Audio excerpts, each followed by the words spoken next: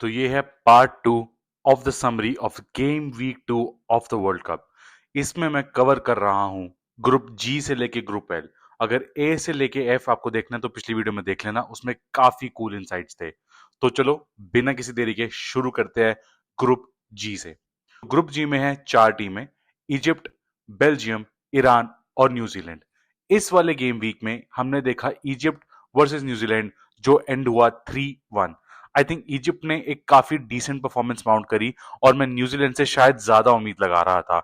New Zealand ने कोशिश तो करी, काफी सारे शॉट्स भी लिए और बॉक्स में अराइव भी कर रहे थे, लेकिन फाइनल थर्ड में बॉल लूज कर रहे थे।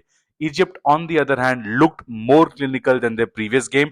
जहां पिछले गेम में मुझे लगा कि उनकी फिनिशिंग बहुत खराब थी, इस बार उन्होंने मैसिवली इंप्रूव किया अपनी फिनिशिंग पे।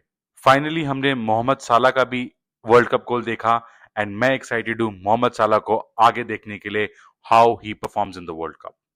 जो इस ग्रुप का दूसरा मैच था वो था बेल्जियम वर्सेस ईरान।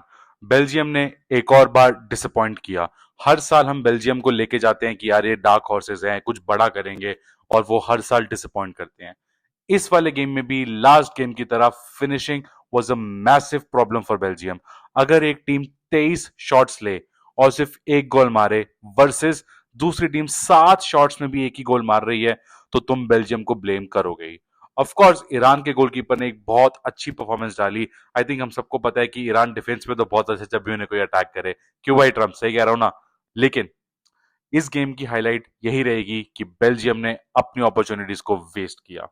इसके बाद ग्रुप स्टैंडिंग्स में नंबर 1 पे आता है इजिप्ट विथ 4 पॉइंट्स, फिर आता है ईरान एंड फिर बेल्जियम और लास्ट में न्यूजीलैंड। अब अगले गेम वीक में इजिप्ट वर्सेस ईरान है और Belgium versus New Zealand. Belgium really needs to step up now अगर उनको अगले राउंड में कंफर्टेबली जाना है, जो मुझे लगता है कि वो न्यूजीलैंड को हरा पाएंगे आराम से। But looking at their performances so far, उनको बहुत इंप्रूव करना पड़ेगा अपने अटैक में। अगला ग्रुप आता है ग्रुप एच, जिसमें हमारी 4 टीमें हैं, स्पेन, उरुग्वे, काबो वर्दे और सऊदी अरेबिया। पहला मैच अगर हम देखें स्पेन वर्सेस सऊदी अरेबिया, ये गेम एक ही हाफ का था भाई। एक हाफ में स्पेन ने कंप्लीटली डोमिनेट करा और गेम को खत्म कर दिया। Lamin the dream Yamal was the highlight of this game. इस गेम पे उसने स्टार्ट किया और स्पेन को एक अच्छा प्लेटफॉर्म दिया। अभी एक इंजरी से वापस आ रहा है एंड ऐसी परफॉर्मेंस ड्रॉप करना after an injury, I think Yamal will be a star to look forward to in this world cup. वहीं मैं दूसरी तरफ देखूं तो अगेन एक miraculous performance from Cabo Varde, this time holding Uruguay of. Uruguay ने काफी डिसअपॉइंट करा। आई थिंक काफी उनको अपॉर्चुनिटीज मिली लीड लेने की, पर वो नहीं ले पाए। तो 2-2 का ड्रॉ हुआ यहाँ पे, लेकिन काबो वर्दे के लिए कॉन्फिडेंस बूस्ट बहुत हाई होगा क्योंकि स्पेन को पहले ड्रॉ किया और अब उरुग्वे को भी ड्रॉ किया। अब जो अगले गेम वीक में Uruguay needs to face Spain and Cabo Verde is going against Saudi Arabia, ये ग्रुप अभी काफी ओपन है। Spain I think easily qualifies on 4 points. Uruguay और काबो वर्दे अभी 2 पॉइंट ईच पे और सऊदी अरेबिया 1 पॉइंट पे है। अगले गेम पे आई एम होपिंग कि Cabo Verde can defeat Saudi Arabia and I think Spain defeats Uruguay. काफी इंटरेस्टिंग होगा देखने के लिए अगर Cabo Verde can qualify on a higher position than Uruguay. अगला ग्रुप है ग्रुप आई, जिसमें है 4 टीमें, फ्रांस, नॉर्वे, इराक और सेनेगल। आई थिंक ये ग्रुप बहुत इंटरेस्टिंग है क्योंकि यहाँ पे एम्बापे और हालांड दोनों है फ्रांस और नॉर्वे के साथ। इस गेम वीक में पहले फ्रांस ने खेला इराक को और 3-0 हराया, जहां पे एम्बापे ने 2 गोल मारे। आई थिंक ये गेम बहुत ज्यादा वन साइडेड था एंड फ्रांस ने इराक को कंप्लीटली डोमिनेट करा। इराक के पास लग ही नहीं रहा था कि कोई भी चांस है, जो मैं एक्सपेक्ट करता हूं एक फ्रांस जैसी टीम से। उस्मान डेम्बले ने भी 1 गोल मारा and complete domination from France. पिछले मैच से बहुत बेटर लगे, थ्रू आउट द गेम उन्होंने कंट्रोल किया, लगा कि टीम में हारमनी है एंड ये ही मैं एक्सपेक्ट करता हूं फ्रांस से going forward into the world cup. They are definitely one of the favourites. वहीं दूसरी तरफ मैच था नॉर्वे वर्सेस सेनेगल। ये मैच एंड हुआ 3-2, लेकिन स्कोर लाइन पे मत जाना भाई, this was not at all a close game. ऐसा लगा ही नहीं किसी भी पॉइंट पे कि सेनेगल वो कम बैक करेगी। नॉर्वे को 2 अर्ली गोल मिले फर्स्ट हाफ में, जिसके बाद सेकेंड हाफ में सेनेगल ने 1 गोल जरूर मारा, लेकिन 5 मिनट के बाद ही हालांड ने एक और गोल मार के ये गेम ओवर कर दी। Until the 90th minute then Senegal try करती रही कि शायद उनको कुछ मिले, but Norway were clearly way too strong for them. 90+4 पे 1 गोल जरूर मिला, लेकिन तब तक गेम उनके हाथ से बहुत दूर जा चुकी थी। ये गेम जरूर स्कोर लाइन क्लोज है, लेकिन ऑन द फील्ड दिख रहा था कि क्वालिटी में इन दोनों टीम्स की काफी डिफरेंस था। इसलिए ही मैं एक्साइटेड हूं इस ग्रुप में आगे देखने को, क्योंकि अगला मैच पहले तो फ्रांस और नॉर्वे में है, जो दोनों ही टीम्स इस ग्रुप की टॉप टीम्स है, और हमें देखने को मिलेगा पीक हालांड वर्सेस पीक एम्बापे, जो देखने में बहुत मजा आएगा। इसमें हालांड ने एक बहुत स्मार्ट चीज करी, उसने प्रेस कॉन्फ्रेंस में बोला कि वो लोग फेवरेट्स है ही नहीं, तो उसने अपने ऊपर से सारा प्रेशर रिमूव करके फ्रांस के ऊपर काफी प्रेशर डाल दिया to perform, which I think is fair, क्योंकि France definitely are more likely to win that game than Norway. वहीं हम दूसरी तरफ देखेंगे इराक वर्सेस सेनेगल, जिस गेम को देखने के लिए मैं बिल्कुल भी एक्साइटेड नहीं हूं। इन दोनों ही टीम्स ने अभी तक इस टूर्नामेंट में कोई खास परफॉर्मेंसेस नहीं दिखाई, लेकिन फिर भी मैं बोलूंगा कि Senegal mounted a better performance than Iraq in both of their last two games. तो मैं एक्सपेक्ट कर रहा हूं कि सेनेगल विक्ट्री लेगी, शायद वो थर्ड स्पॉट वाली प्लेस बना पाए आगे राउंड ऑफ 32 में। अगला ग्रुप है ग्रुप जे, जिसमें हमने देखे पहले दो heavy weights going against one another, Austria and Argentina. जहां मैं बात करूं हैवी वेट्स की, तो देखो Austria are not that great of a team, but they definitely went into this game with big words. Marcel Sabitzer आता है press conference में और बोलता है कि they are not scared of Messi. Messi में अब वो बात नहीं रही है, और मेसी ने इसका जवाब पिच पे दिया। जरूर एक पहले पेनल्टी मिस करी मेसी ने, लेकिन उसके बाद throughout the game Messi was phenomenal. दो गोल मारे बहुत ही अच्छे। पहला जो कट इनसाइड करके जो वो शॉट लेता है, जो टिपिकल मेसी है, जहां से पास आता है, जैसे हम देखते थे जॉर्डी अल्बा के क्रॉसेस आते थे, वैसा टिपिकल मेसी दिखा गोल, बहुत ही अमेजिंग। सेकंड जो गोल मिला एकदम एंड ऑफ द गेम पे, पहले वो ड्रिबल करके आगे लाया, पास दी, फिर बॉक्स में अंदर आया, फिर दो शॉट्स लिए और finally the shot landed in the गोल।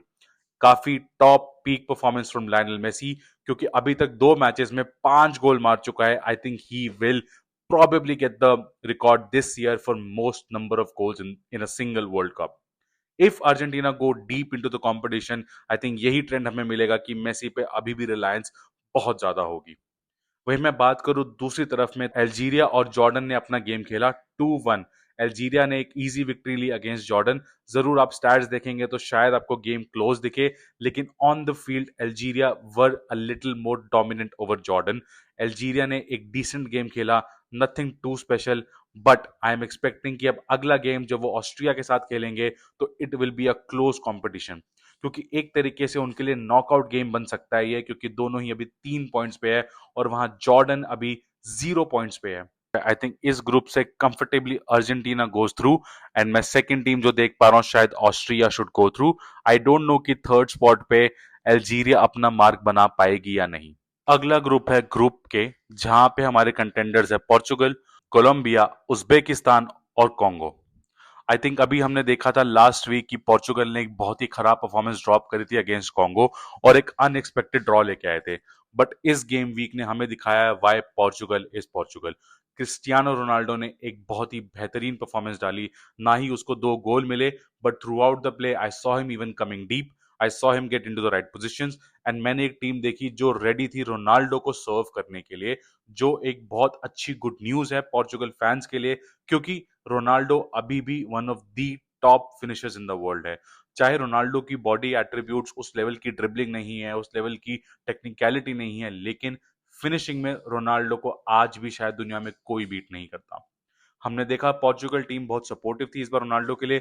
जो एक फ्री किक नूनो मेंस ने मारी, वो प्रैक्टिस रूटीन था, सबको लगा Ronaldo will be the one taking the free kick, सबने ये एक्सपेक्ट किया, लेकिन फाइनली नूनो मेंस ने फ्री किक ली और तीसरा गोल मिला पोर्टुगल को।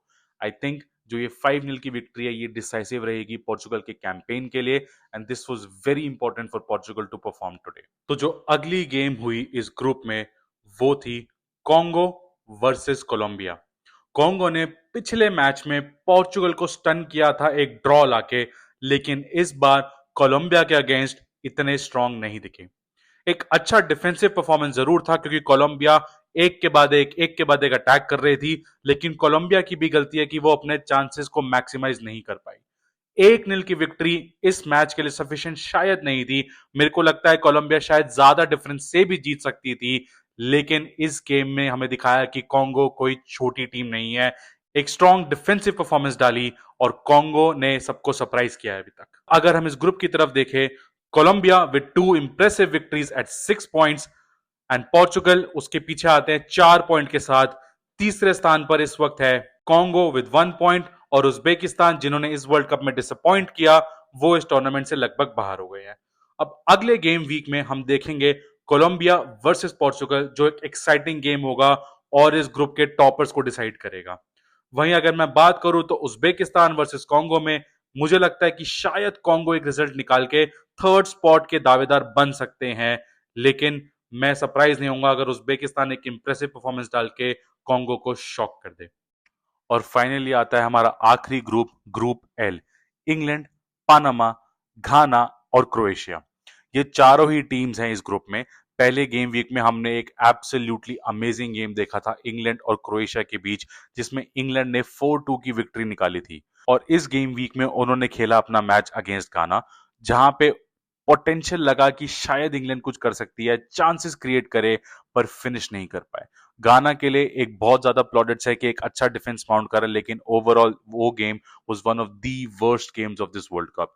काफी बोरिंग गेम थी, कोई ज्यादा क्रिएटिव आउटपुट दोनों ही साइड से नहीं था। गाना ने तो अपनी हार मान ली थी, बस पीछे बैठे हुए थे और वेट कर रहे थे कि प्रेशर आए इंग्लैंड से। इंग्लैंड ने प्रेशर तो बहुत पुट करा, but they were not able to convert it into goals. Chance creation जरूर था, आगे तक बॉल पहुंच रही थी, फाइनल थर्ड में क्लिनिकलिटी बहुत मिसिंग थी। आई थिंक ये गेम इंग्लैंड के लिए बहुत खराब था।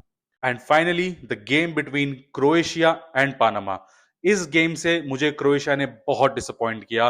दे were not at the level that you expect them to be. जरूर स्कोर लाइन 1-0 की है, लेकिन अगर एक पॉइंट पे पानामा एक लकी गोल मार देती तो मैं ये नहीं बोलता कि पानामा डिजर्विंग नहीं थी। बहुत क्लोज टाई था, लेकिन फिर भी क्रोएशिया का पलड़ा थोड़ा भारी रहा। बॉल उन्होंने ज्यादा कंट्रोल करी, मिडफील्ड में ज्यादा स्ट्रांग रहे, जो हमें हिस्टोरिकली पता ही है कि Croatia is a strong team in midfield. But यहाँ पे अपॉर्चुनिटी और चांस क्रिएशन में Croatia were lagging a bit. Panama कोई बहुत ज्यादा थ्रेट तो नहीं दे पाई क्रोएशिया को, लेकिन वो क्लोज जरूर आए थे एक दो बार गोल लेने के। और अगर वहां पे गोल चला जाता तो मुझे शायद लगता कि पानामा ने ओवर परफॉर्म कर दिया है। इस गेम के लिए परफेक्ट रिफ्लेक्शन है 1-0, क्योंकि क्रोएशिया ने थोड़ा डोमिनेट किया बट बहुत ज्यादा नहीं। I think 1-0 is the perfect reflection of the game on the score line. अब अगर मैं इस ग्रुप की बात करूं तो टॉप पे है England with 4 points, followed by the surprise Ghana national team with 4 points as well. उनके जो जूजू बाबा है उनका जलवा दिख रहा है। घाना ने सबसे ज्यादा शॉट्स कंसीड करे हैं विदाउट कंसीडिंग अ सिंगल गोल। जो केन ने मिसेस करी घाना के अगेंस्ट, वो भारी पड़ सकता है इंग्लैंड को। एंड फाइनली उसके पीछे आते हैं क्रोएशिया ऑन 3 पॉइंट्स, जिन्होंने पानामा को हराया, and Panama unfortunately are knocked out of the competition. अब अगले राउंड में इंग्लैंड विल फेस पानामा, जो आई थिंक कंफर्टेबल विक्ट्री लेके टॉप ऑफ द ग्रुप जा सकते हैं। घाना और क्रोएशिया का मैच देखने में बहुत इंटरेस्टिंग होगा। अगर जूजू बाबा फिर से अपना जादू करते हैं तो क्रोएशिया को दिक्कत आएगी, क्योंकि अभी तक उन्होंने अच्छे गोल स्कोर नहीं करे हैं। सिमिलरली अगर डिफेंस की बात करें, क्रोएशिया का वो भी थोड़ा वीक पॉइंट रहा है अभी तक, लेकिन घाना के against I am expecting them to perform better. इस मैच से डिसाइड होगा इस ग्रुप की फाइनल स्टैंडिंग्स, एंड ये ग्रुप भी सेटअप है एक परफेक्ट राइवलरी के लिए। तो आप मुझे बताओ अभी तक आपको गेम वीक 2 कैसा लगा, आपके इस बारे में क्या थॉट्स हैं, let me know in the comments.